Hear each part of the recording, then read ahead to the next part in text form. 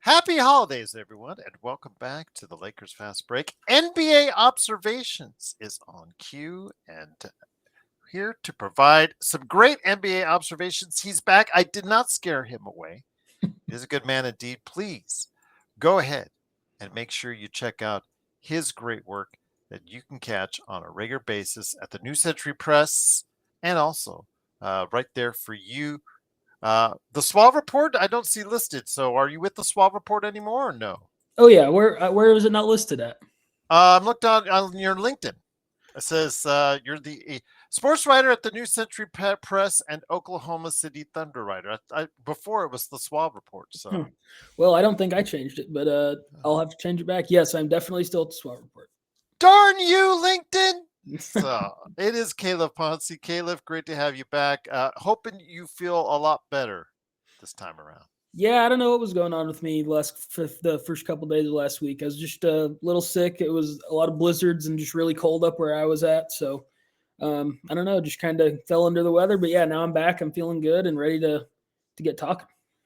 So it would be pretty bad or ill-mannered of me to say that I actually got sunburnt during my time waiting for someone to pop a lock on my car while I was stuck outside my car for 2 hours at UNLV earlier today. So I actually literally got sunburnt. And I thought to myself as I'm driving home and I'm feeling it on the back of my neck, I'm like, it's December. If you're not in Australia, how do you get sunburnt in December? Just blows me away. Absolutely just blows me away. But great to be talking basketball with you. This is NBA Cup week. Oh boy. Oh boy. Oh boy. As you know, we know that both the Oklahoma City Thunder and also the Los Angeles Lakers are involved in the quarterfinals. We'll see if they go to Las Vegas and are involved in the semifinals. But for Calif's team that he covers, the Oklahoma City Thunder, that's later this week with the Oklahoma City Thunder and the Phoenix Suns, while the Lakers play the Spurs. And of course, conveniently timed, Victor Wembanyama will be coming back for that game, most likely. What a shock, just absolutely just always happens to the Lakers. Everybody seems to get better when they go ahead and play the Lakers. So that seemingly is the case. And I think Stephon Castle might also be there as well. Yeah, hey, why not? Absolutely. So with that, before we get into the rest of the show, any predictions? Again, how can you stray away from the team that's only lost once? I don't know how you can. I'm Vegas, a betting guy on occasion, but I ain't touching that bet for Oklahoma City because, again, it's not too pretty. It's not too good. And that means it looks like OKC should be the favorites, clear cut, for this NBA Cup. Yeah, I mean, they are just super good. It's kind of all there is to it. And seeing them lose just would feel kind of odd. They've only lost the one time to Portland, and in that game they were up 20 and then blew it. They tried to win the game in the first quarter and then take the rest of the game off, and it didn't work out for them for that one particular game. But yeah, I mean, they played Phoenix last week, I think, and beat them. So they have recent success against Phoenix, and and they'll at least win that game, and then we'll see. I'm not sure how it all works, who they play, all the different groups and whatnot. Well, my guess is they play the Lakers while it's still an East-West type of thing. It's my from memory.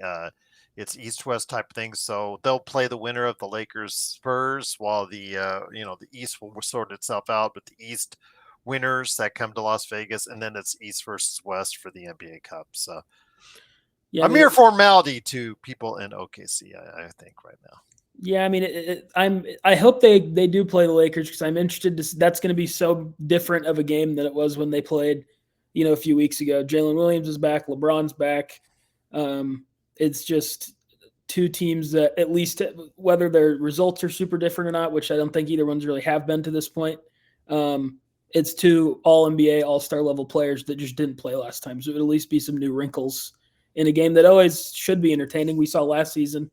Obviously, the one meeting this year was not so entertaining for one side, but um, I think it would be a lot closer game this time. But who knows? It's the NBA. Anything can happen. I mean, it all depends for the Lakers. There's, I think, in a nutshell, and if this plays itself out to where it is right now, where the Lakers are number two, OKC number one, towards the end of this season before it gets to the playoffs, I think we'll go ahead and have to talk scenarios where if all three are still healthy, which LeBron are you going to get? Are you going to get the frisky Mhm. LeBron that you see against Philadelphia, or do you get the old LeBron that you got in Toronto when his double-digit streak broke? And I mean, this is something that I've been going through as someone who covers the Lakers every single game.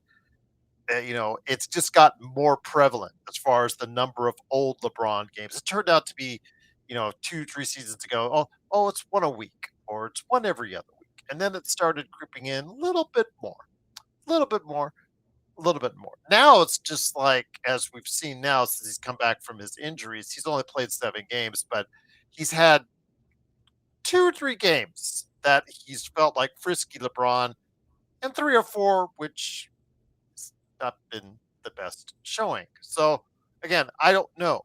And if anybody is going to talk about the Lakers making any kind of run in the playoffs, it has to be with a frisky LeBron. But I can't guarantee from one game to the next which LeBron you're going to get.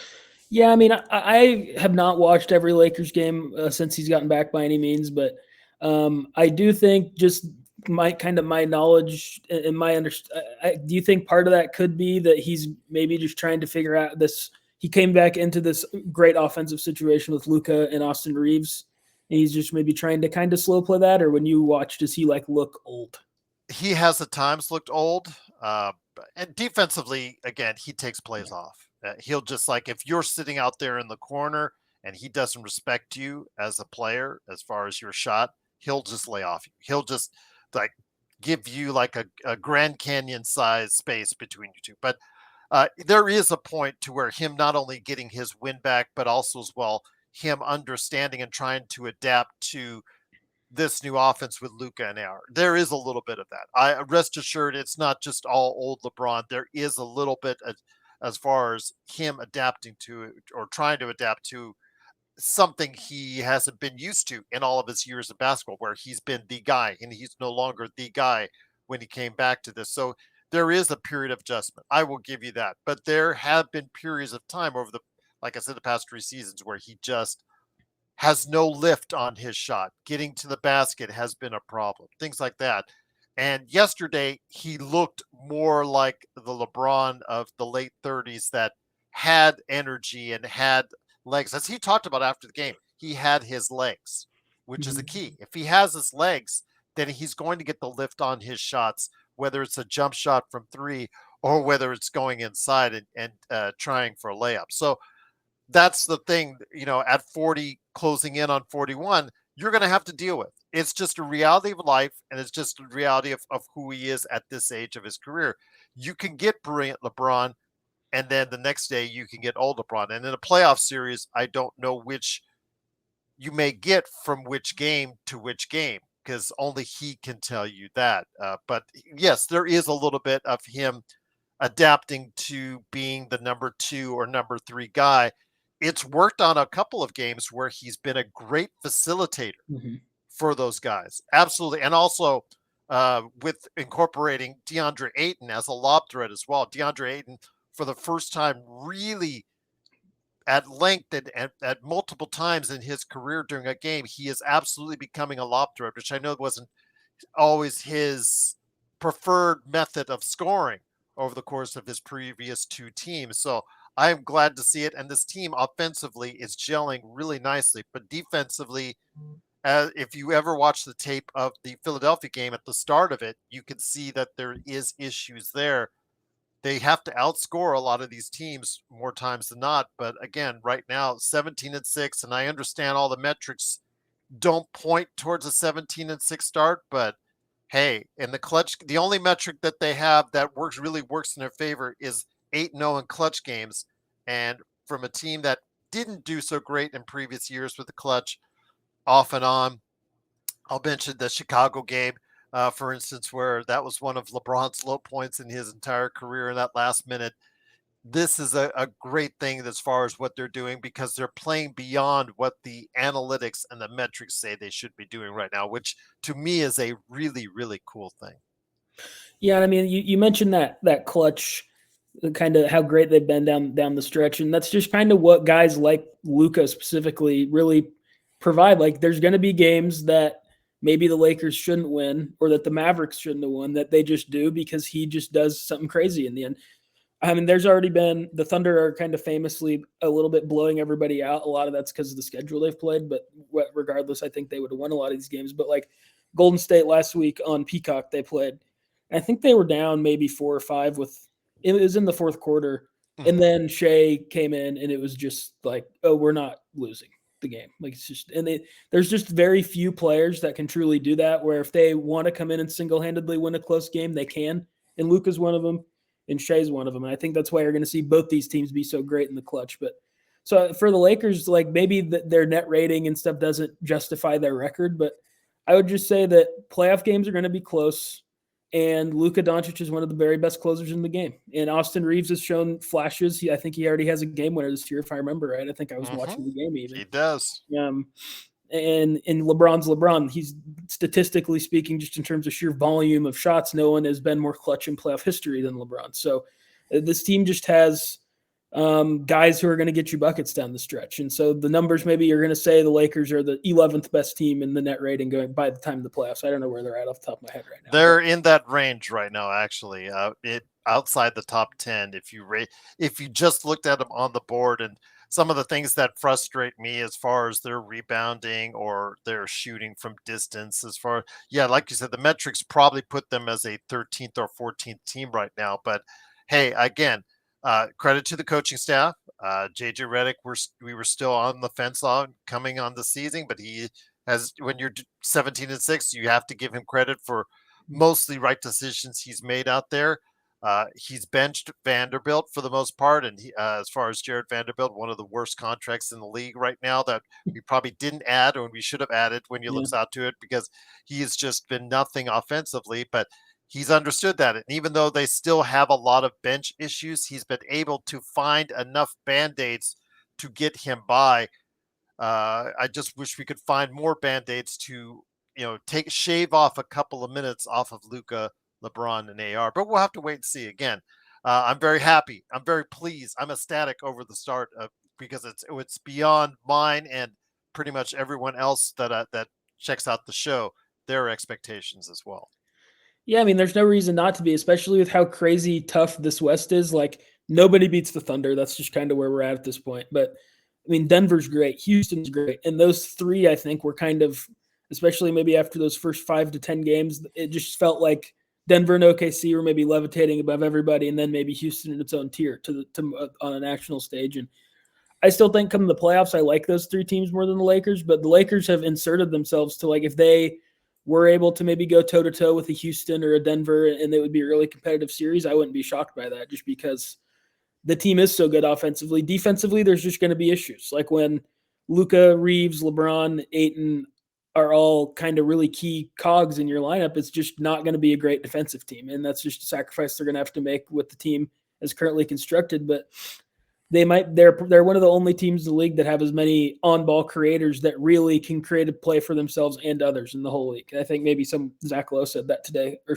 maybe I think it was on his pod. I heard someone say that, but like they just have so many guys who can pass and shoot as compared to like even OKC. Like Shea can pass and shoot. J-Dub can pass and shoot at a really high level. I mean, these guys are all NBA players, obviously, but like When you truly, look at the box scores, it's like what we talked about. With both those guys in the lineup, it is just those two with the predominant amount of volume on space. I know that I was going back and forth on playback with somebody about Luca because they were not a Luca fan because of how much he dominates the space and the ball and whatnot. But I said because he was pointing out to Indiana and OKC as being unselfish teams, and I said, well, Golden State is the only true unselfish team that really just has because Curry is not a ball handling guard. He's one that plays the best Mhm. off the ball, and the ball movement is what gets him the ball more times than not, or to allows it to get him in a space where he can operate in space. With Indiana, Tyrese Halliburton, who he liked, was someone that again, great point guard when he's healthy. No question about it. But he dominates a lot of the ball when he has it. And same thing with OKC. It's predominantly the offense. It relies on two Mhm. individuals to go ahead and initiate the offense. Most NBA teams are, and it's just that simple. But if you take one of those key elements out, and this is why whoever makes a trade or big trades or whatnot has to be wary. If there's an injury to SGA, that could be the only pathway I see as far as anyone passing by in OKC this season. Yeah, I mean, I've gotten to a point with OKC where last season, even before, I think after game one of that Denver series, I don't think I thought they were going to lose, but I did. As this is going to be a battle, and I'm not going to be shocked if they lose at all. And then obviously it went seven. Um, Multiple injuries held Denver back, and who knows if they're healthy, maybe that goes differently, and we have a different champion. But um, so I think that's probably true. I don't know. What I was saying was with the Thunder this season, I just think they've gotten so much more. Last year, the offense would really degenerate a lot down to okay, Shea, go score, or okay, J Dub, go score, and it still does that. As you said, that's what really the NBA is really just a game of who can get you a bucket when you really need a bucket. And Shea Gilgeous-Alexander, Jalen Williams, Luka, Austin Reeves, LeBron. These are all guys in the top whatever of how many of in the league that you'd want like go score. We need a bucket, and so they still have moments where it devolves into that. But really, I think that they've gotten like you just see around like yesterday in Utah. No one should have watched that game. The whole not the whole Thunder team, but like five Thunder guys are out. The Jazz saw that and counterbalanced that with Luke or Larry Markkinen sick. By the way, he wasn't, but we decided he was today, and so it was not a great game in terms of star power or anything. But early it beat like the Thunder. Cason Wallace is hitting shots. J Dub's real. I think he had 8 assists. Like they just this year feels so much more offensively complete than they did last year because that was really their issue last year was they had a lot, and we talked about it on the Thunder preview that we did. A lot of times they would just become offense stalls. Okay, Shea, go score, and that's just not really what they've been so far this year, despite how unbelievable he's been. Um, and so if he were to get hurt, I think they would stand a better chance to maybe survive than they did last year. But I mean, they're like anyone. Like if your MVP top 3 player in the world gets hurt, it's the curtain's close. Like it's just kind of how it works in the history of the NBA, Yeah. unless you maybe are super lucky and have 2 of the top 3, which Jalen Williams is a great player. He's not that good. So I agree with that. And I think I feel really confident that they're going to at least make the finals, which is crazy to say because I think the second and third best teams are Denver and Houston, and they're both in the West. But there's just I have no when I watch this team objectively, there's just not really a weakness this year because last year it was kind of their offense, and this year their offense is just so much better than it was. And I'm sure the numbers reflect it. I don't have those off the top of my head, but just watching, they just feel so much more free. And so, yeah, I mean, if Shea gets hurt, obviously everything changes. I'd agree with that. Once again, it's NBA observations. It is Calif Poncy along with me, Gerald Glassford. Thanks so much again for watching this. So that is the NBA Cup on the Western Conference side of things, and of course the Eastern Conference side of things. Let's go ahead and see if I can find the actual breakdown of this NBA Cup as far as what the schedule is like for the rest of the East here. I know Orlando. Yes, Orlando and Miami go off in game one. And then in game number two for them, the Eastern Conference, it's the Knicks and the Raptors. So, what are your thoughts on these two teams or these two games? I would have said Heat. I would have said Magic for sure, but Franz Wagner injury. Fortunately, it's only a sprained ankle, but it's going to be out several weeks because of it. The Heat are coming to town playing their up-tempo offense, their completely revamped offense, which has basically saved their season. Your thoughts on this Heat Magic game, my friend?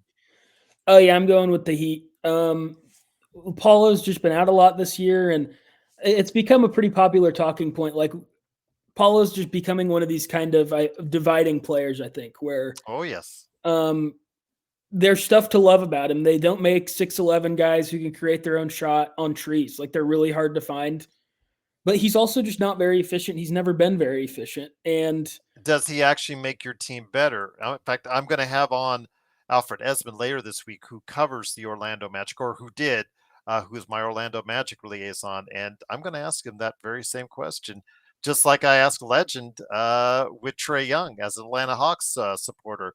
Is this team better with Paolo Banchero? Your opinion, my friend. I my opinion on it is kind of complicated. So I think that for them to truly become a contender in the East, the answer they have to be healthy, and him and Franz have to play off each other really well, and they have to combine. Like obviously, last year their formula is they're an awesome defensive team, and they just really struggle offensively. Neither one of them are great shooters from outside. So I think for them to become the best version of what that team can be, they kind of are what they are after the Bane trade, right? Like there's not really a ton of outs that they have. They have to be better when he's playing. But He would be the only thing that could really move a lot of assets and get you a yeah, lot of assets in return. and I just don't think he's a player you even unless something crazy comes available. I just don't think he's a player you even really think about trading at this point. He's just still so young and such a rare physical archetype, and his skill set really is valuable when it's kind of all comes together. But that's kind of what I was getting to. Like, but when in reality, like just looking at the numbers, it's a real concern, and I get why people are kind of maybe a little down on him. Like he's just we're now this is now what we have 3 years of sample size. I think before this, like he's just not very efficient. He's just not a very efficient scorer, and that is really like when you're talking, and he's not going to be evaluated fairly, right? Like that's really the part that's so frustrating when you talk about these superstars all the time, but no one ever says is they just aren't evaluated on the same curve as as everyone should be. Like people find reasons to hate Shea and to hate Luka. And in reality, it's like these guys are near perfect players. Like they do everything. I mean, Luka defensively is an A+ guy, but he's maybe the best offensive player we've ever seen. And so I just think that Paulo's not going to be evaluated fairly. It's not how it works. And the reality is he's very valuable, but he's just not very efficient. And until he is efficient, that Magic team's going to be limited, especially when Franz is going to be out now. And I think Franz is really their best kind of like he's the best guy to get everybody involved. That's more of what his skill set is rather than Paulo's. And so in this, TBD on are they better with Paulo or not better. I just think it's too early into his career, too early into the season to tell. But for this game, I think Miami's gonna win. Miami, I was a doubter like many coming into the season. It's the same old Miami. We've seen them 400 years in a row. They're always the same team, and they're not the same team. They have this really frenetic, no ball screens play style that's working, and they're pretty good. And I think they're going to be a really hard regular season team for people just because they play so differently. And unlike Memphis, where this guy who kind of ushered in this system was before he got to Miami, Miami's actually bought in on it and it's working. And I think I might pick them to come out of the East in this NBA Cup whole deal, to be honest. There you go. I just think they're going to be a really hard team to beat in the one-off in a regular season. Now, come the playoffs, when teams have games to scout and say, what do we really need to do to shut this down? I think they could be a disappointing playoff team.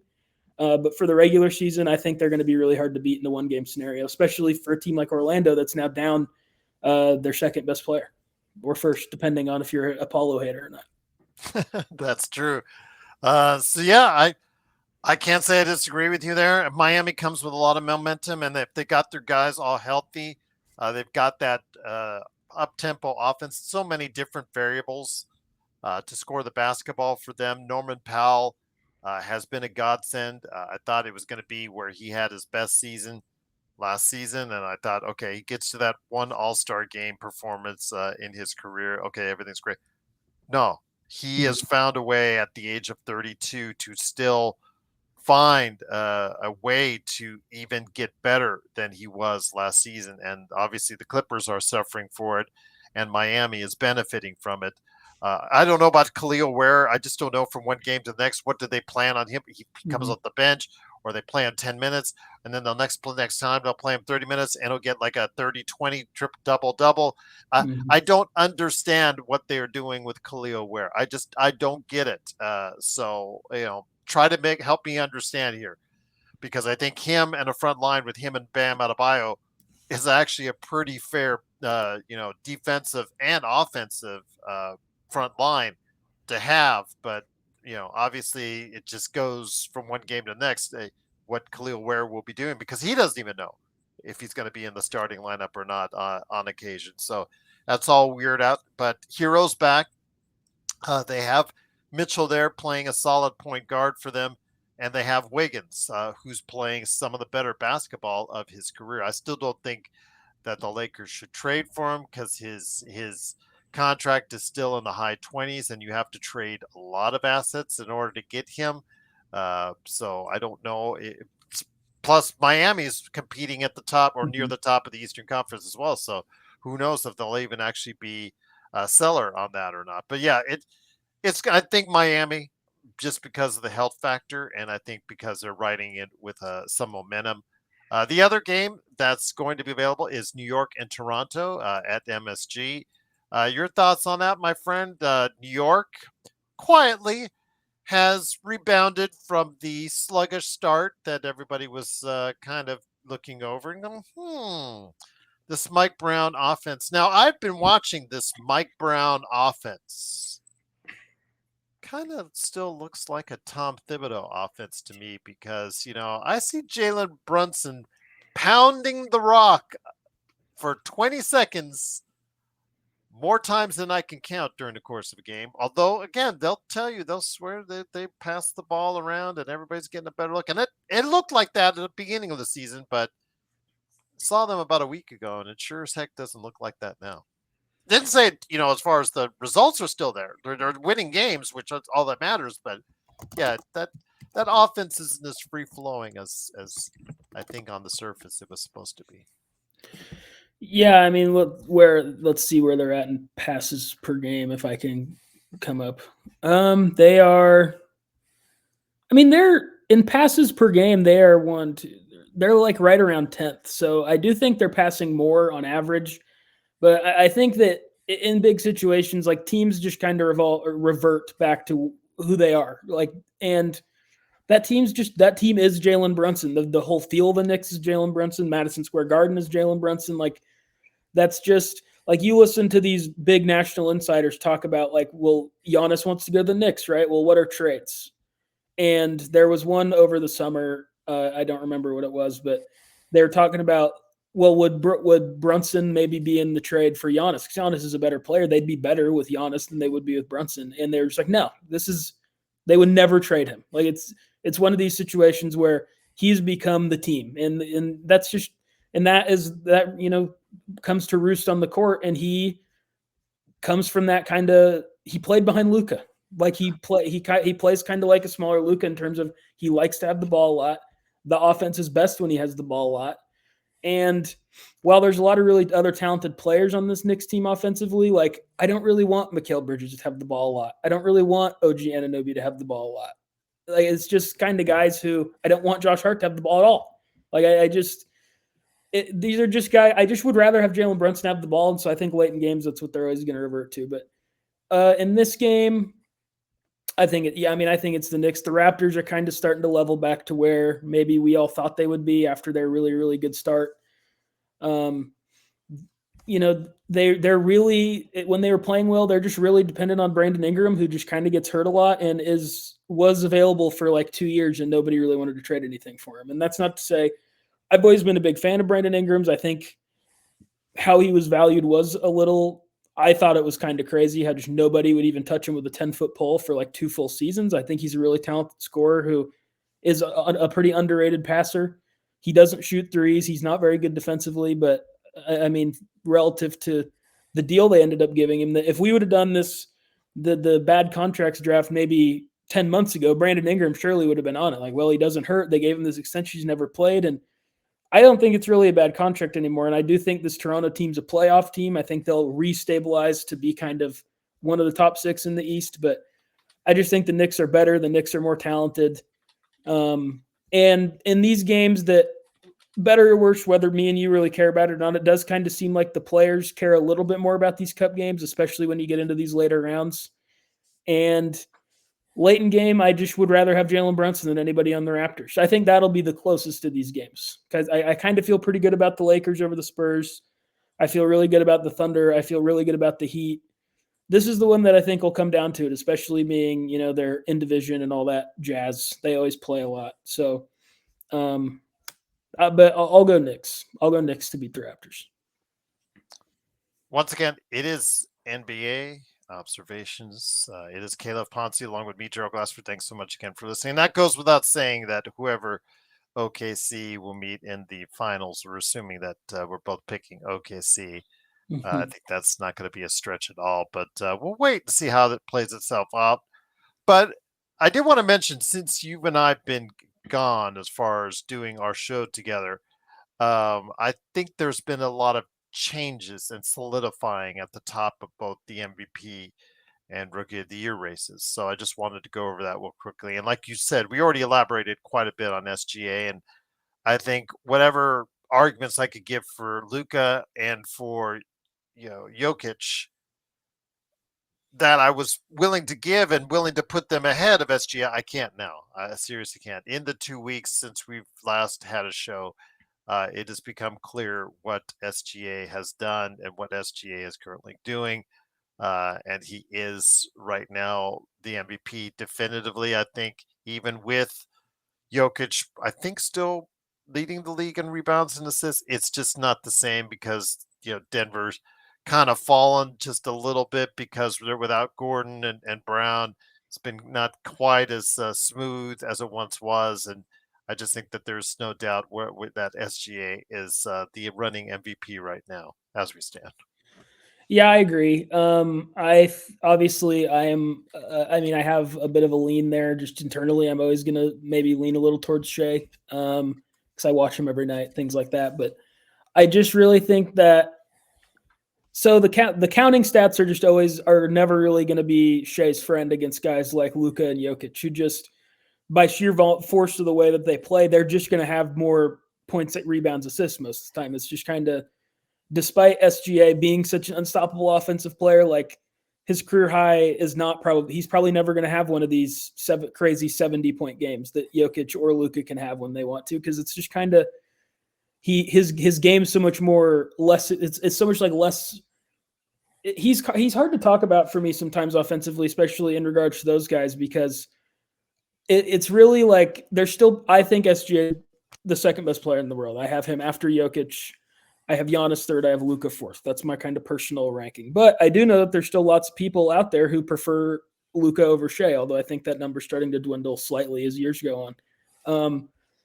And I just think that those two are just kind of going to be a case of like, what do you want? Because Luka is no one that I think actually knows anything about basketball would tell you that, like, Luka is a way more explosive offensive player than Shea. He just has this ability to go nuclear that Shea just doesn't really have, to be honest. Like, Shea's never going to have a game where, like, if Luka had a game where he shot 37 times and had 72 points and 12 rebounds and 9 assists, I'd be like, oh, that was an awesome game, but I'm not, it's not shocking. Like, I wouldn't be, him and Jokic are the only two I think you could say that about.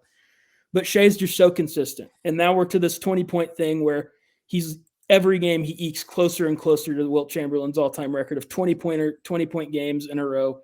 I think Shea's at either 95 or 96 now. And it's like the Thunder sideline reporter said in kind of the memed viral interview of like, how are you so consistent like the Tide? That's kind of just what Shea is. It's like every night you just know exactly what he's going to do. And he's always going to be super efficient. He's always going to get to the free throw line. The big difference this year's currently, as of the last game he played, he's shooting 44% from three, which is kind of the one thing you could find in his game to be like, well, if you can somehow wall him off and not foul him and make him shoot threes, you can slow him down. That's just not the case anymore. He's now elevated to being a very good 3-point shooter on difficult looks. And I just think that, so with Shea, you're always going to want to look to the advanced stats and the team success. And the fact that anybody in this league is able to even be within striking distance of Nikola Jokic on advanced stats, EPM, things like that I don't even begin to understand what they mean. I just know all the smart people tell me they matter. And he's right there, I think maybe even leading in EPM right now. And then obviously the Thunder are on pace to win like 73 or 74 games, which is, if someone is averaging 32, 6-6, ridiculous efficiency, one of the three most efficient high volume guards we've ever seen play, a slight plus on defense. He's gotten over it. Like last year, he got all defensive votes. I watched Thunder every game. He should not get all defensive votes. He's a pretty good defensive player who hangs in, and he's not a minus. Like, you can't target him like you've been able to a lot of the guards of the last 20 years, but that are at his level, like the Hardens and the Stephs and the Lucas and guys. You could always kind of target those guys on defense. You can't really target Shea. He can stand up, but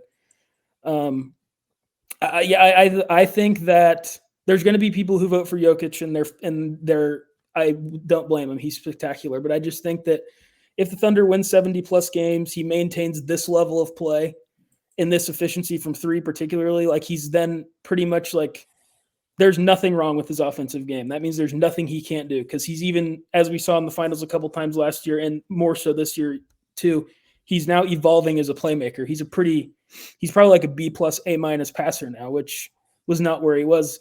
He's the all-time great players. I learned this when I was a kid watching the Thunder with Kevin Durant, and you'd say, how is he going to get better? And then he'd come back and he'd be better at something, because the all-time great players, they just always add something. And that's where Shea's at. And he's now, I think the worst thing he does is his defense. And I think he's like a B plus on defense. So I think he's the MVP. I think maybe you're looking at maybe LeBron and Jordan as the only two players who at like this. I do not mean Nikola Jokic is the third best player of all time. I'm going to immediately put this out, but just in terms of like how hard it is to be the best player in the league when they're in the league, I just think Jokic is and he's just come along at this perfect era too, where all the advanced stats love him that were just not available until recently too. I think Shea at least has an argument in that, which is crazy to say, and I think he's the MVP. And I don't think it should really be close, but it will be because of how great Jokic is. Can't argue. I just can't argue. There's just no way I can argue. I mean, the metrics, the stats, they bear it all out. If you're saying he's fishing for fouls, well, Luka does it too. Or what is it, a grifter, as they call it, I mean, Reeves does it too. I mean, the Lakers, 20 of their free throws each game are between Luka and AR. So, yeah, I can't argue. There's just no way I can argue right now about what SGA is doing. And in fact, he doesn't play a lot of fourth quarters. Well, that's his fault. Why? Because they're just too good. So, that's the thing is a stat I saw yesterday is he's currently having the second best point per minute season in the history of the NBA, only behind Wilt Chamberlain, who breaks every stat because he just was such. I know Joel Embiid was up there for a while with a point a minute as well. He was. That's the vaunted. I guess platform, the vaunted mountaintop as a point per minute on that. Yeah, it just hasn't happened very often, and Shea's doing that. And so, to anyone who maybe wants to like discredit him for not playing in fourth quarters, I would just say, assuming he holds his efficiency, which it would get harder, but like the sheer point per minute stuff says then he would then be averaging like 38 points per game, which I don't think is what would happen. I'm just saying that's what the stats bear out, but I just don't think that's a legitimate thing. It's like the reason the Thunder are so dominant, and this now people are going to say, well, the Jazz game yesterday, he didn't play and they won by 30. Like, well, the Jazz are awful and they were trying to lose, and they're awful and they're not trying to lose. Like they just, that's not let's have Shea be out against like Phoenix and on Wednesday, say his elbow bursitis that may or may not be legitimate. I lean not, but he usually plays all the games. So I don't know. Say he's out against Phoenix, all of a sudden I think that would be a really tight game the Thunder could lose. Like, I just think the reason the Thunder are so dominant is their defense speaks for itself. It's one of the best defenses we've ever seen, but their offense goes as he goes. They're a pretty lackluster offensive team around him, and he makes everybody else look a lot better than they really are, other than Jalen Williams, who's awesome. Yeah. But like Cason Wallace is not an advanced offensive player, and yet he's out there, and he's a pretty big plus on offense because Shea has such gravity, he gets open threes. Same thing with Isaiah Joe, same thing with Kenrich Williams when he plays. Like, it doesn't really matter who it is. So I think he's the MVP. I hope he wins it again because I would hate for, I think, someone who is a historically all-time great player to just be in this era where he's with Jokic, wins one, and then I just think Wemby, when he's at his peak, is going to be so disgusting statistically. Like, it's going to be really hard to win MVPs when he's averaging like 32, 14, 4, and 5 blocks a game. I just think it's going to be a really tough task, especially if the Spurs are as good as we all think they can be. Yeah. But he should win MVP this year. As of now, there's a lot of games left. Maybe the Thunder dip when their schedule gets a bit harder. Or he gets injured, like we talked about earlier. So, or that could happen too. Yeah. But we'll see on there. But also the Rookie of the Year race has kind of widened itself since our last conversation. You know, at the time, I was leaning towards one Duke player, Com Knipple, who was at that time scoring really well with multiple 20, I think a 30-point game in there as well. Just really just shooting well, playing well, and not just the stats, not just the scoring part of it, but the assists and the playmaking, kind of nullifying even less the LaMelo Ball situation there, because he has really been putrid this year compared to what he was last year, which makes the trade for him even more rough. But in recent days, with the advent of Ryan Nembhard, who might also have to get some Rookie of the Year consideration, you have to say it's Cooper Flag. I said before to you that I think Austin Reeves, when he was, before Luka came in, put it in point guard position where he had to play the point guard. It was a trial by fire, and it was really rough on him, and it looked rough, but eventually it helped shape who he was as a player today. I really think that helped him out immensely, those rough patches. And conversely, I also think with Cooper Flag, yeah, throw him out at point guard. It looked bad. It looked rough, but I really think that helped him out, get him acclimated to what life is like in the NBA. So when they finally are, hopefully for them, settling on a point guard with Ryan Nembhard, who's done well in recent games, very high assist to turnover ratio. So that's on the plus side for him. Again, if they're able to go ahead and hide him on defense because he is smaller than his brother, it could really work out to be a good situation until Irving gets back. But Flag has really solidified himself, and I really think has been the benefactor of having that time as the predominant ball maker, ball player, and predominant creator in their offense for many weeks. Now that he isn't anymore, now that he doesn't have to initiate the offense, it seems like the game is a little bit slower and much easier to him right now because he's really showcased his skills in the past 2 weeks. Yeah, I mean, when they fired Nico Harrison, it just kind of felt like not even his fault. Everything just kind of started to maybe make a little bit more sense. You're like, maybe Cooper Flag. We agreed on that point. Like, I think it's really valuable for him to get any rep he can because I think he can be a really special potential, like, franchise changing player. I'm not alone in that opinion by any means, but maybe we push that down the road. Let's get someone in right now. Like, this is a team we kind of have to win. We have a lot of older guys, and now it's just starting to come together a little bit more. And I think that Flag is kind of starting to look a lot more like what everyone thought he was going to be, which is a really special defensive player, someone who's way more advanced offensively than a lot of people thought he was going to be. Like, there's games I watch. It might have been the game that the Clippers beat them like 3-4 weeks ago. Most recently, the Mavs beat the Clippers. I think they played earlier, and the Clippers might have beat the Mavs.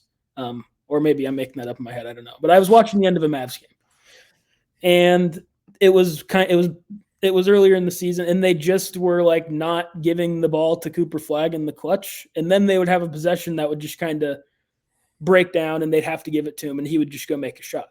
And I'm like, this is not complicated, guys. Like, he's your best player that's ever healthy already. Like, Anthony Davis is great, but he's Anthony Davis. Like, There's literally a play against the Thunder last week. Anthony Davis is guarding Chet, who is not a physically imposing player. Okay. Chet Holmgren is a great, I think, future all star in this league, possible all NBA guy, not a physically imposing guy, especially offensively. And AD's guarding him, and Chet's kind of backing him down, and it looks like he jammed his finger a little bit, so he goes to hold his hand like that, and then backs up, and they bang knees. He falls to the ground. Chet dunks it, and AD leaves the game and never comes back. This is just the Anthony Davis experience. Just slapped me in the face watching this game. This is just exactly what it is. And so don't operate like he's your best player. Operate like Cooper Flagg's your best player. And I think that now that they are, we're starting to see him be who he's supposed to be, which is a franchise-altering guy.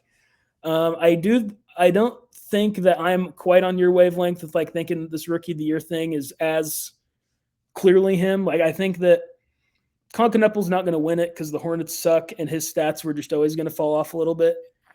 But when I watch the Hornets play, I just think he's such a winning basketball player.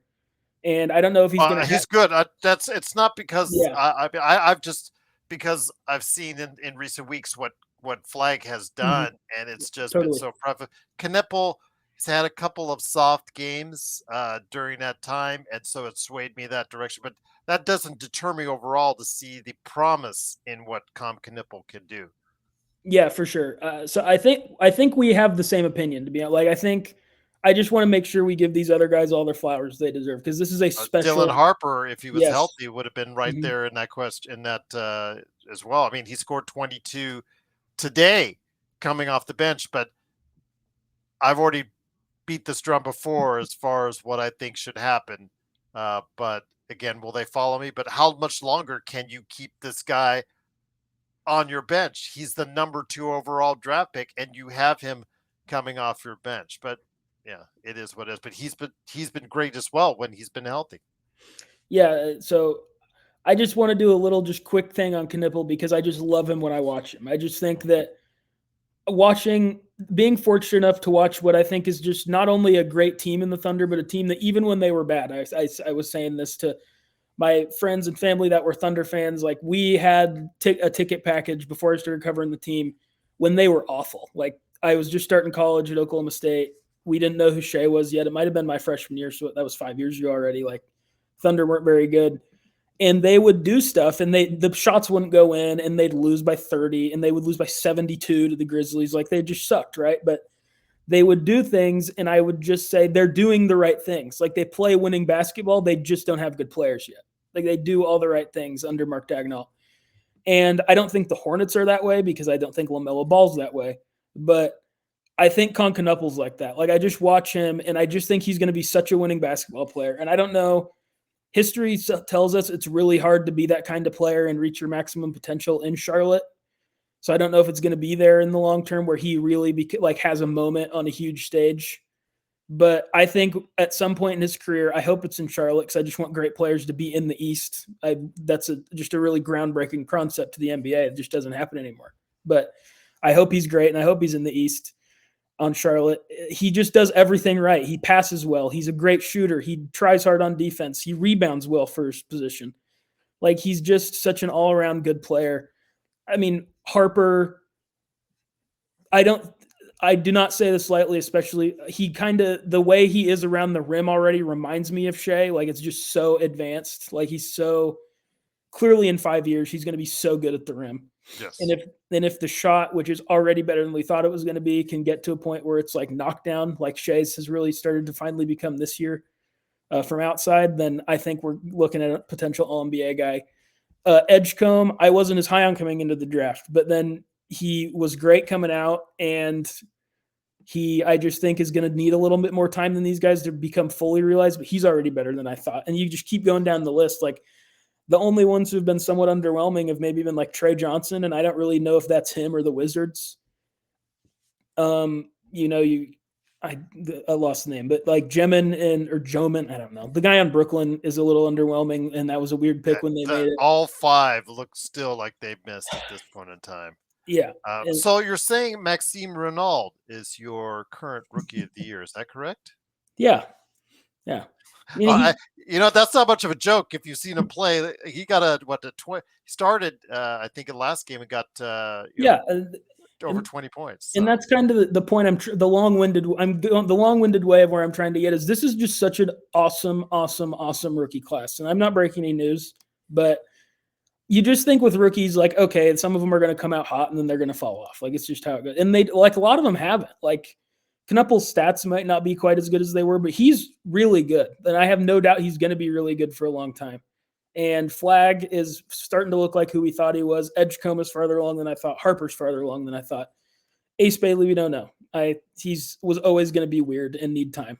So TBD. But I mean, even down the line, like you said, right now, there's other guys who we're obviously just not going to remember right now. But I do think going back to the original point of this, which is Rookie Kalkbrenner. of the Year, Kalkbrenner's good. Yeah, I mean, going back to the original point of this, which was Rookie of the Years, I do think it's Flag. I don't think there's going to be much doubt by the end of the season. If anyone, it would be Harper comes in and maybe they experiment with him and Fox and it does work and they win 50 plus games and Harper averages 17 points, whatever, right? Like there's a path for him to win. I don't think it's what's going to happen. I think Flag is just going to be who we all thought Flag was going to be. There's a reason everybody thought he was a can't miss prospect. The things he does are just, he has such a high floor and the ceiling is also high, but he was always just going to walk in and be a great player. And he's finally doing that now. Absolutely. But again, it'll be interesting to see how all these rookies play themselves out. I was thinking to myself when I saw that second round how it played itself out with quite a few big men. I thought some of these big men, they weren't all stiffs. There were some talented big men in there. I really wanted the Lakers to get Kalkbrenner. They decided to go with the Thiero. They traded twice, and they just didn't move up far enough to get Kalkbrenner. With Maxime Renaud, he dropped a little bit in the draft as well, but he's proving out to be on a Sacramento team, a very bad Sacramento team, as someone that can really do some damage. Thiero, though, he's come in with the Lakers, hasn't gotten many minutes, but in his time showed some things like athleticism that and quickness that maybe the Lakers can utilize by the end of the season. So I know he got off on the wrong foot, played no summer basketball at all due to injury, coming back from a knee injury. But if he can go ahead and start getting integrated a little bit, it could be an immense help to the Lakers later on the season. But yeah, this is a much better draft than what we're going to be talking about last coming up here right now because the second year players are where it's at. But we'll keep you guys abreast what's going on with the MVP and Rookie of the Year throughout the season. But wanted to touch on the second year players. So what we're going to talk about last week, but you wanted it brought over to this week, my friend. So that's the question I leave to you: is who is the best second year player right now? Yes, just before I go to that, one more thing. I think it would be unwise of us to not mention Derek Queen, who Oh yes, yes. unfairly is just because of a horrible trade his front office made is just always going to be viewed through an unfair But he lens. got a 30-point triple double Yeah, tonight, he's good and and Fears has been really solid as he's good. well. But Yeah. I just so the Thunder were kind of right in that range at 12 or at 15, sorry, at the draft, and there's all these reports like they had 2 first round picks headed into there and they can't roster 2 rookies. They're going to probably package them and trade up if they love a guy, right? And all the reports were after the draft that was actually Joman who the Nets took. So maybe similar to the Celtics trying to trade 4 firsts for Justice Winslow, maybe a bit of a bullet dodge for Sam Presti there. It's better to be lucky than good sometimes. Well, he did trade as one of his few Oh flaws was the yeah. 3 that. Hey, Yeah. Usman Yes. Jang is not. He was good yesterday against Utah. All right, it's not an OKC. Utah should have just demanded he stayed there. He is something, and I don't know if it's something good. But I'm telling you, he's gonna. This is He not needs to Poku, he who I needs know to you hit. love. Well, Poku, I like Poku, but I think Poku is even more muscular than Dieng. It's a race between those two as far as who has the higher weight gain because they're both lacking in strength. And when Dieng, when I see him, it's just like I can see why he doesn't get any time on this team is because he just can't give you what he needs physically because of his strength issues are are predominant for someone who plays in the spot and position that he plays in the NBA. Yeah, I mean he's getting a little bit bigger every year, and I think he's a good bit bigger than Poku, but maybe that's just because Poku is so far out of my mind now. But we're not going to do an Usman Jang segment, I promise, guys. But he is. Someone should trade Sounds for like him at you're a the deadline. defender of Jiang. Yeah, I don't think he's bad. Every time he comes in, I watch him, and I don't think he's Well, like no, a bad no one's NBA saying player. he's bad because he's still on the deepest roster in the NBA.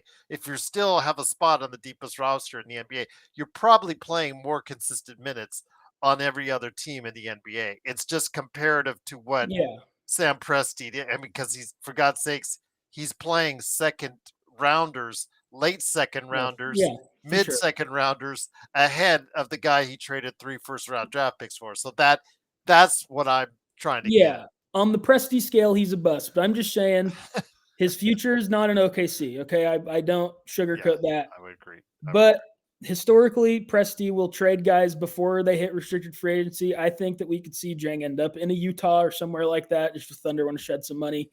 Um, and I think he'll stick. I don't think he's bad. But I wanted to just I wanted to make sure we shouted out Derek Queen because I think he's going to be a really really good player. And where I was getting to is I actually did a little bit of work on him before the draft last year because I thought he made with his passing ability. I thought he made sense for kind of what OKC likes to do. Now defensively, he's not at that level.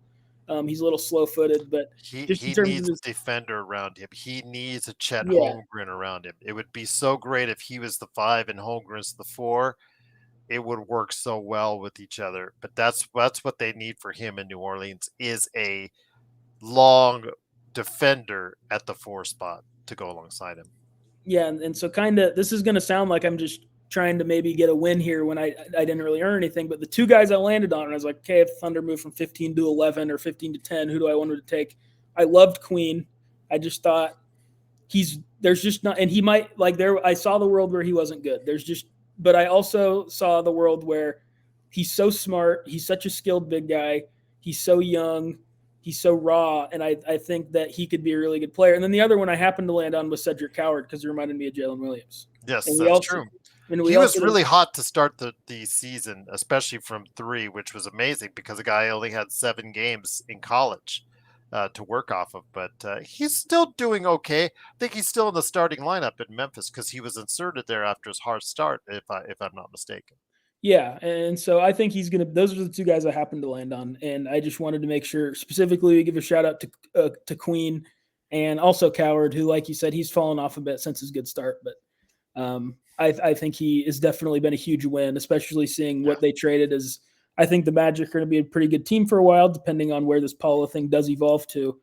And then Young Hansen just my friend who I reference often on here, who's a Trailblazers fan, sent me a tweet the other day that was funny. He's like, "What's somewhere worse than raw?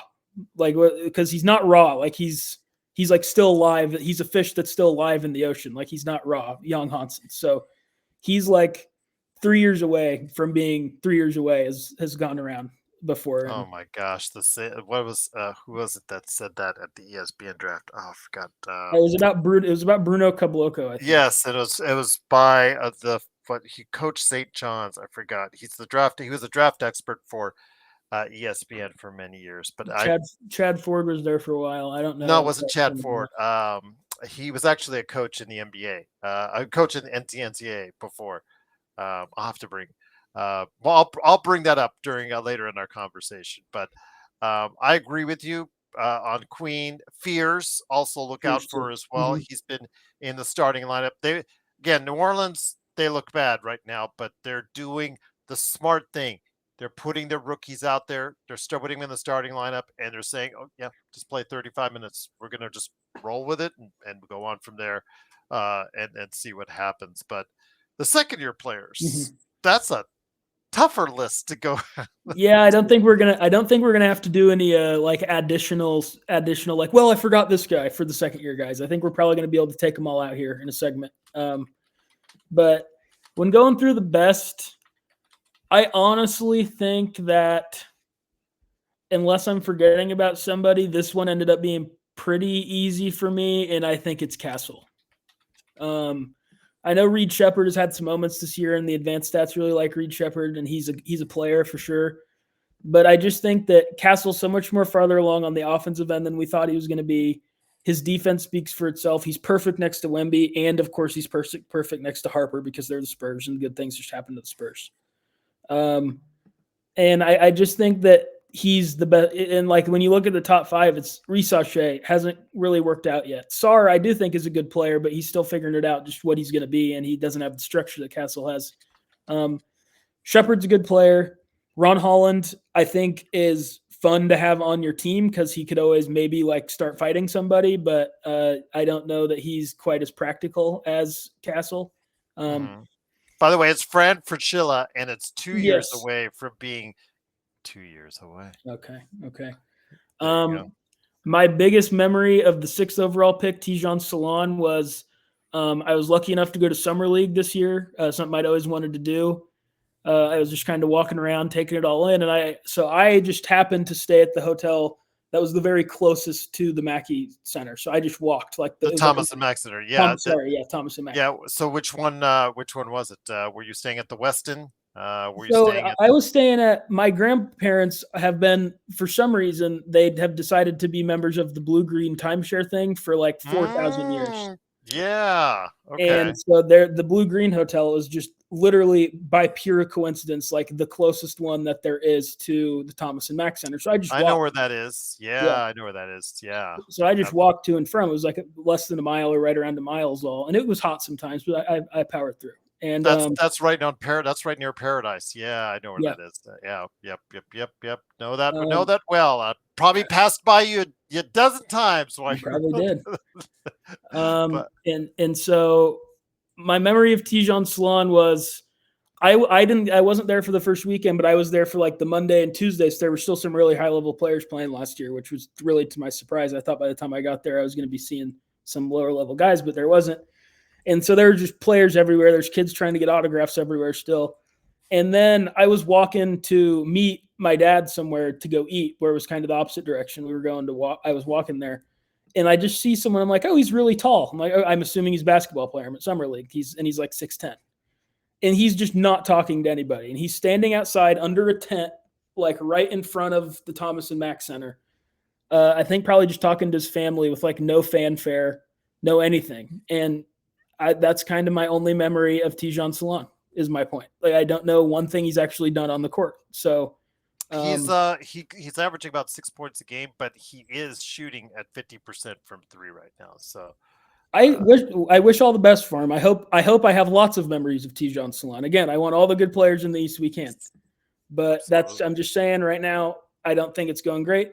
That I think list is not long when you talk about good players. Like when AJ Mitchell and Dennis Jenkins are among the top 10, that tells you all you need to know about how deep that draft was. And I'm just going through the top 10. It's like, I think Klingen's a good player who's going to be in the league a long time, but I don't think anyone's like, oh my God, Donovan, the Blazers franchise has changed. I think Klingen's pretty good, but he's not a franchise changing guy. Dillingham, another one of my Las Vegas experiences. I was just there. I was happy to be there. It was my first day. And I was just watching a game, right? I didn't even think the Thunder played that day. I just think I went to kind of watch and be around all the people and everything. And I was watching the Timberwolves, and I tweeted out like everyone on I've really like Terrence Shannon played great that game. I think he had like 30 points in that one Summer League game. Jalen Clark played good. Another guy that had played good. And I just tweeted out, I was like, I'm really impressed by all Minnesota's young guys here other than Rob Dillingham, which I didn't even take as a shot. I was just like, he just didn't do it. Like all these other guys, my tweet was basically like, all these guys can play for Minnesota next year. Because at that point we knew Nickeil Alexander-Walker was gone. Like they're going to need these guys. Dillingham, I did not see as someone who's going to fit in. And some guy on Twitter, I don't know why at this point, and still I'm getting like 5 likes on my Twitter posts. Okay. It's not like I'm Woj in his prime tweeting this stuff out. Yeah. He like responds and he goes, why other than Dillingham?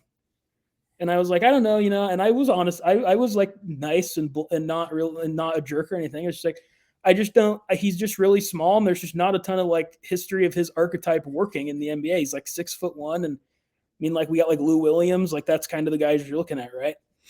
And this guy, anyway, this turns into like a 12 tweet exchange between me and this guy where the most outlandish thing that was said was So he's actually just going to be Kyrie Irving with better playmaking. And I was like, okay, I understand fans are fans. There is a certain point where, as someone who loves the NBA and loves basketball, it is my civic duty to combat this, because that is a just outlandish thing to say. Welcome to my world, Calif. Yeah. And so ever since then, through no fault of his own, and I'm not really going to, I hope all these guys end up doing great and making generational wealth and all the things, you got to say. But I keep an eye on what's going on with Rob Dillingham, and it's not good. So that's not great. And then Cody Williams and Edie's honestly way better than I thought he was going to be. Well, let me. I was going to preface Edie here when you hit Edie. He was, for most of the year at Purdue, in his final 2 years at Purdue, in the mid to late second round. Mhm. I look at Tankathon all the time, and I see where he's projected at. It wasn't until the last few weeks of the season in the college basketball, in fact, the last few weeks of the NBA season, that he started his dramatic rise. And all these prognosticators, like Kevin O'Connor, I just heard today because he was praising him, said he had him 7th on his board. Oh, that's fun. These guys, none of them had Zach Edey, like in January of that year of 2024, had him anywhere close to sniffing a lottery pick at that point in time. But he became a lottery pick, and now there is the possibility, especially the way he's come back after his injury, that he might actually be the best of them all as far as the second year players. Just saying that there's a chance that he could become that best player. Yeah, I just think that his ceiling is relatively limited, just because he's just really big and lumbering, and that's really useful. And he's a good player. And to be honest, I didn't see it with him as an NBA player, and I am already like, I was wrong. He's clearly going to stick in the league for a long time. And he's good, and he's valuable defensively and a really good rebounder and all the stuff. But I just think when you start weighing him like with the best guys, which I think Castle is number 1 to me, and I think it's by a pretty wide margin. I think 2 for me is really a really close thing between 2 and 4, between Buzelis, Khalil Ware, and AJ Mitchell. I think all those players are like, now ceiling wise, I think Buzelis and Ware are at a different level than AJ. I think AJ is going to be a really valuable bench guy for OKC, but he's also, I mean, where is he in scoring at? He's averaging, I think, 15 or 16 a game this year. He has to be top 4 or 5 in this class in points per game average. Like, he's just a pretty good player. And I would have Edey in after that, just because I don't know. Maybe it's just my pre-draft, feelings on him, and I haven't really updated yet. But I clearly am not quite the fan of him that you are. I mean, he's. Well, I'm not a huge fan of him yet. I'm just saying what happened as far as this mediocre rise, and I was following what he was doing, but he has come back and played really well since his return from injury, and actually been as again, I heard Kevin O'Connor from Yahoo Sports say he has or could be right now playing better than anyone on the Memphis Grizzlies, which is not a stretch at this point in time. Yeah, I mean, he's at 14 and 11. His rebounding rate his defensive rebound rate is 30%. Like, he gets every rebound. And there's just a lot there. Everyone could use those guys. And I never thought he would average more than 10 points a game in the NBA, truly. And he already is. And he basically did his rookie year. So he probably should be higher on my list, but yeah. But after that, it gets kind of murky, doesn't it? It does. So after that, we have it's Shepherd, it's Buzelis, it's Ware, it's Edey, it's AJ Mitchell, and then there's some other guys I don't mind. Like, Klingon is good and going to be in the league. Sarr, I think, could rise really high on this list at any given moment. Jared McCain has just been hurt, but when he's been healthy, he's been pretty good. But he's not playing. That's the problem right now. Yeah. And then, like, Keyshawn George had his, he looked like Larry Bird to start the season, and that has now come back to earth. Dennis Jenkins. Yeah, Dennis Jenkins. You have Terrence Shannon, Jalen Wells. KJ Simpson looked pretty good for Charlotte yesterday. I happened to watch Charlotte yesterday. He had 15 points in the first half, if that interests you. I know the 49th overall pick, Tristan Newton, is going around my hometown of Des Moines, Iowa right now in the Iowa Wolves, and he is a dominant G League force. So I want to give a shout out to Tristan, former national champion with Jalen UConn. Tyson from the Cleveland Cavaliers. Bronny James, the Lakers. Is he doing? Is he doing That's everything that you could dream of? Bronny James is doing everything that we had said that he would do, and that is suck in the G League, much less in the NBA. He is absolutely, I think, at this point in time, in the running for worst player in the NBA. It's just as we thought it would be, and you placated to LeBron, and that's what you get. You get Mm-hmm. a player that actually has not progressed much at all this season, and you're stuck with him for another year because you, in your infinite wisdom, Rob Pelinka, again, this is why we cannot anoint Rob Pelinka the greatest GM of all time because he just got handed Luca. He did get the deal done for Luca, and I will always give him credit for that. And he did have a good offseason Mm-hmm. with the free agents. Got to give him credit for that. But for every DeAndre Ayton that as a reclamation project that he hits, there's a Jalen Hood Shafino and there's a Bronny James, which you give a guaranteed contract to that he doesn't. And those are the kind of, or a THT that you sign over Alex Caruso, or you were in the room, whether or not you want to say it's Magic or you, whoever that traded away Ivica Zubac. There are those mistakes that have kind of put him back as far as whether or not you want to put him in that pantheon of great GMs, because I certainly don't. But again, Bronny James he's still in the league. Only Ariel Porty was drafted lower. That's still in the league, and he's playing occasionally for the New York Knicks at this time. But yeah, outside of that, it's just not been pretty when you see Bron James. But he has played, I think, at one time he had played more fourth quarters this season than SGA. No, that is the only stat he will ever be over Shai Gilgeous-Alexander, and so he should take it and he should cherish it and he should frame it and hang it somewhere. If he can find room in his dad's very full trophy room, if he can find somewhere to put that little plaque in there, that he should, because good on him. They're on a list together. Absolutely, but there is a huge chasm between this year's draft and Yeah. last year's draft. But I agree with you on Castle. Castle, the rookie of the year, is still the best player as of now, but it's not so far away above and away where you can't see some other guys like a Shepherd or an Edie that Mm-hmm. or another player in that mix that we talked about that might give a run for money, or even AJ Mitchell if he gets into a different Yeah. scenery, because I think he can become a 17 to 20 point scorer in the league. Nobody thought Austin Reeves when he went undrafted could be developed into the player he was now. So who knows what can happen with these guys? But yeah, just absolutely quite a difference between last year's draft and this one, that's for sure. And next year's draft is Yeah. supposed to be even deeper. We'll have to Yeah. wait and see.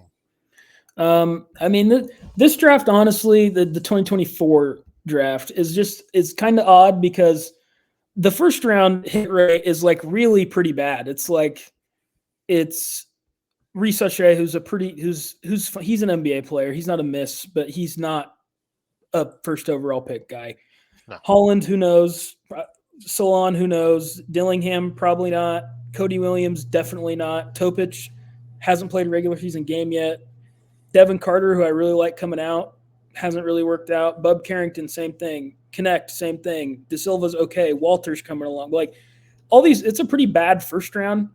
You look at the second round, and these guys aren't great, but like Filipowski is in the league. He Furphy just is in got a the 2010 against the yeah, OKC. So he's like an NBA. I think he's like a rotation guy. he And looked then fantastic in summer league. I mean, he was yeah, averaging 30 and 10 in summer league. He was spacing the ball. He was shooting the ball from three with ease. mm-hmm. I watched him live. Like you said, you watched live at summer league. I watched him live at summer league, and I saw how fantastic we played. And I thought it would translate.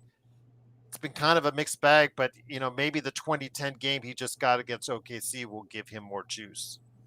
Yeah, so I mean, I think he's clearly an NBA guy, and then Furphy got in the finals last year in garbage time, and honestly, like I thought he was okay. AJ Mitchell's really good for 38th. Jalen Wells is really good for 39th. Last time I knew of the Suns rotation, I think Oso Ugudaro at least kind of plays a little bit. I think he kind of dabbles in the rotation. Um, Adem Bona has been okay. KJ, like my point being, like it's a bad draft. I'm not arguing that, but the second round is really pretty good because then you keep going and it's like Pell Larson plays, Jamal Shed plays, Quentin Post plays, Cam Spencer plays, Huck Porty's on a roster. Like there's a lot of guys in the second round who I don't think any of these guys are ever going to be anything beyond like. I think if anyone in this second round would ever be more than like a rotation player, it would be AJ Mitchell, who whether that's an OKC or someone else, I think he could end up being like you said, like a 20 point a game guy. I think on a bad team, he would be a 20-point guy right now. Yeah, I agree. I mean, like an efficient, because that's what he does. Where that's pretty unique is, and this is kind of the what I was hammering home before Shea was what he is now, and he was like 25 a game for a year after Chris Paul left. I really liked him, A, because he's on the Thunder, of course, but B, because like the efficiency stats were just always really pretty good. Like he was always a pretty efficient player. And that's really, and I think when a team's bad, like you can look at like the Hornets, right? And LaMelo, who is such a dynamic talent. Like no one argues with how talented LaMelo Ball is. But the efficiency stats in the like everything that is like winning basketball with him has never been good, ever. He's just does not do winning basketball plays. And obviously, like now, well, of course, AJ Mitchell does winning basketball stuff. He's on one of the best regular season teams of all time, but he's really efficient. He looks like he knows what he's doing. He already has a way, sort of not as good as not near as good in any way as Reeves, but like he's just really good at getting to the line already in a pretty way. Like people can hate it, whatever, like in very different ways. We now both have to hear this all the time because the Lakers whistle. And then now the Shea thing, like we both have to hear about it. And in reality, like it's a skill that some guys have and some guys don't. Like Reeves is great at getting fouled. He always has been. That's just a skill he's always had. AJ Mitchell's real. I think he is second on the Thunder in free throws per 36 minutes. He reminds me a lot of his game to Austin Reeves from when I watch him. Mm-hmm. Yeah, I mean, I think AJ Mitchell. You said like Castle isn't locked. I think Castle will be better than AJ Mitchell. But if something weird happens, if his shot regresses, I think AJ Mitchell's going to be a really good player. And I do just want to give mention a little bit deeper to Alex Sarr because I do think Alex Sarr can be. Do you think he would be better now had he been given a better opportunity with a better team? What if he's on OKC? What if he was on OKC? I want to hear this. I mean, I mean, just my natural instinct is like anyone who goes to OKC is going to be a little bit better than they probably are naturally. Like they just kind of have like that's how the Spurs used to be, where it's just kind of like Boris Diaw goes to the Spurs and all of a sudden he's good again type of thing. But I mean, I don't know. I think he's a really tough case because part of me thinks he just needs to play a lot of basketball. He's really raw. He played overseas. Yeah. And I think Washington's really good for that. And I don't think the real thing that's different about this class and last year's class, along with the depth, is like Harper, Flag, even maybe Edgecombe, and some other guys too. Like those three at the top of the draft, like those all I could see all those guys turning into like face of the franchise top 15 to 20 players in the NBA and being like multi-time All-Stars, All-NBA, especially Harper and Flag.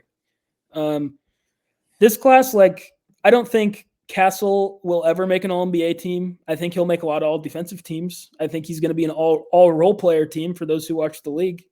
And, like, role player sounds dismissive, but I mean that in the best way possible. Like, the highest end of a role player where it's like he does everything that he needs to do at an A-plus level, but he's not a star. That's kind of what I think is going to happen with Stephon Castle. And some people think he has a higher ceiling than that, and that's fine. I think Sarr has a higher chance than Castle to be like a true like star, but I don't think either one will be, to be clear. I don't know. That's a tough question with Sarr. I think it's probably for the best that he went to a place that because honestly, like this Washington front office, it's from OKC. I feel like since this newest front office has come in, I think they're actually directly from the Clippers, but they're on the Presti tree of front office. I think they kind of seem to have their ducks in a row for the most part there, honestly, is my opinion. Like they're tanking, but that's just kind of what you got to do in their situation. I think they've probably had a pretty good plan for him to be the best he can be right now, to be honest. So if he was in a super winning infrastructure, maybe he would be like the highs would be higher because he'd know more what to do. But I think he's a player where they just needed to be say, go do stuff, like figure out what you are, because no one really knows. And I just wanted to give him mention because I don't think he'll be better than Castle, but I do think he could be. Like I think that's a possibility. Well, there you have it, everyone. Great insight again from Calif Poncy. Again, please go ahead and support him today. Working on anything in particular right now as we speak? So last week, obviously, the Clippers did what the Clippers did the whole Chris Paul thing, and it really, as someone like I'm only 22, like guys who I grew up loving and watching, like they just haven't really, they're not out of the league yet for the most part, right? Like it's LeBron, it's Durant, it's Westbrook, it's Curry, like it's it's Harden, like it's that generation of players that I grew up with, and Chris Paul too, and that really bothered me how they did that to him. Like if you're the Lakers even, or if you're like, I don't know, the Spurs, some team who has some rich tradition of like, we've had a lot of great players here. He went in there and he was a really big part of changing the Clippers from an absolute joke to like, for a good 7 years. And they're still like, they're a joke right now because they don't have their pick and the aspiration and injuries and like everything that has gone wrong everything that could go wrong has gone wrong. But I want to say for the like 8 to 10 years before this, they really haven't really been like the joke of the Clippers anymore. They've been pretty good for the most part. And I think he played a big part in that. And for them to just toss him aside like that, where it's like, well, he was being confrontational and like difficult. Like, well, what did you think was going to happen? Like he's Chris Paul. Like you think he was going to change? Like well, why'd you bring him in if you didn't want someone who's going to kind of question your authority a little bit? And so that just kind of sent me on a rabbit hole. And between that, and at a way more significant level, like the Donald Sterling stuff, like I just wanted to go through and be like, they're obviously the worst franchise in the history of the NBA on the court. That goes like the success, like that's just clear. Like there's no statistical argument for another team really. But they are kind of, and like they're the little brother to the Lakers in town. Everyone knows this. Like I know a few people from LA. They've told me like this was pre-Intuit Dome, which I think has changed the stuff a little bit. Like they've told me they've met more Kings fans in LA than Clippers fans. Like, and they said they didn't meet very many either one. Like, and they're just this little brother. And typically being a little brother kind of lends you to be like, people root for you a little bit. And I just don't think the Clippers have ever had that. And I went through from kind of when they started in Buffalo to now and went through all the stuff they've done.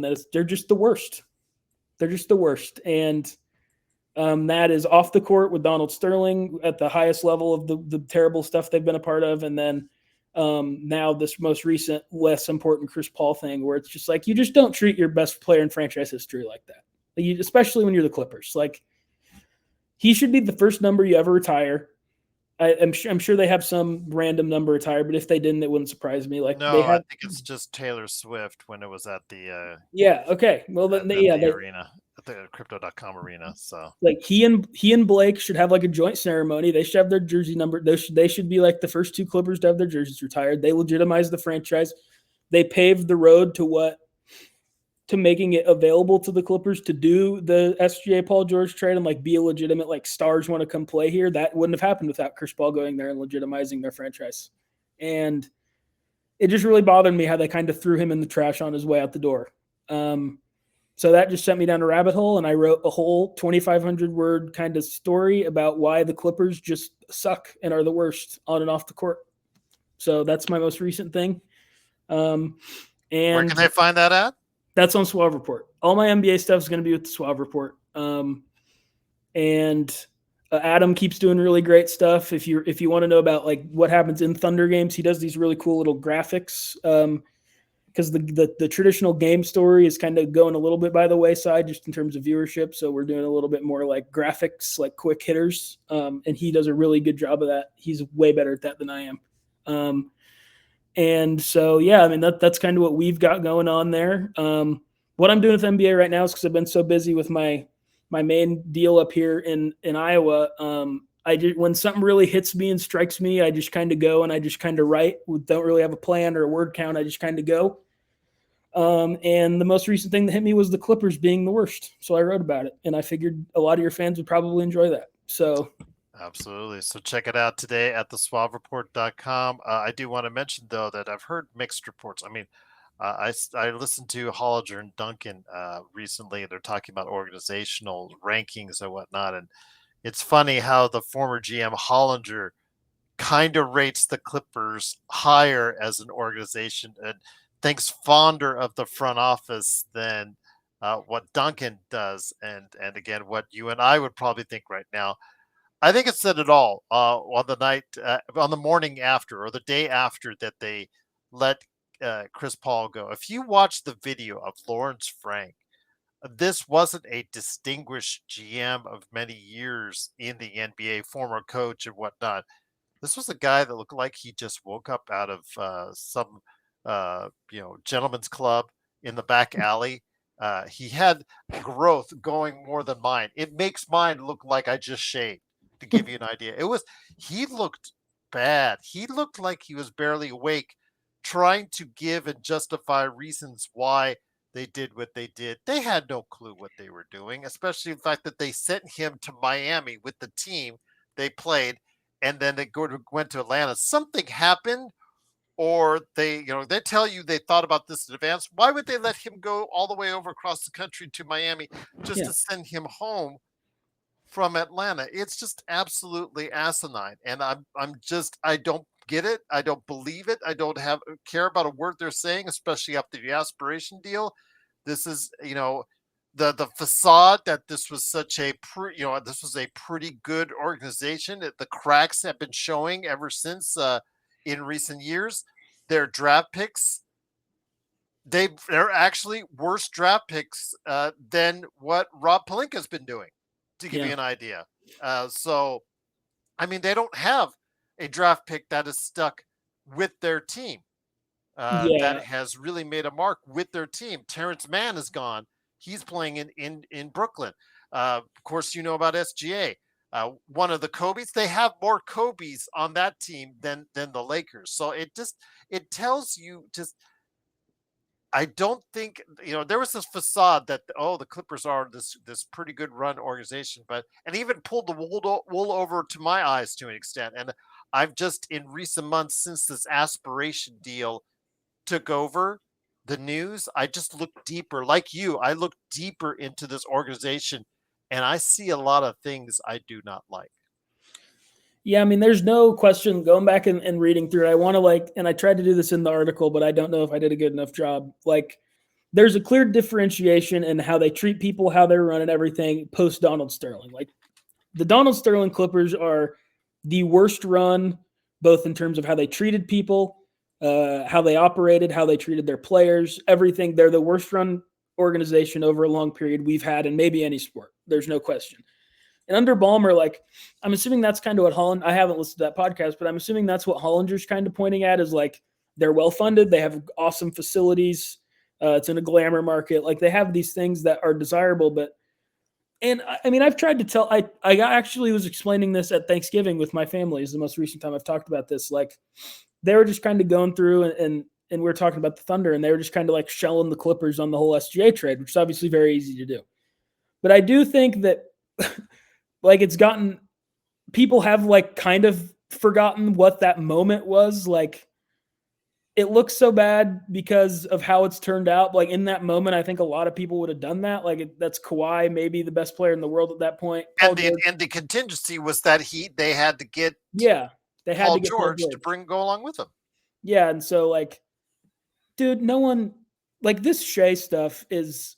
If we ever wanted to, which we don't, because you're a Lakers podcast, but we could go on a whole this the Shea thing is so Oh crazy. no, I would love to. I would love to go down that rabbit hole, because then you want to compare it to the Herschel Walker trade of the 1990s.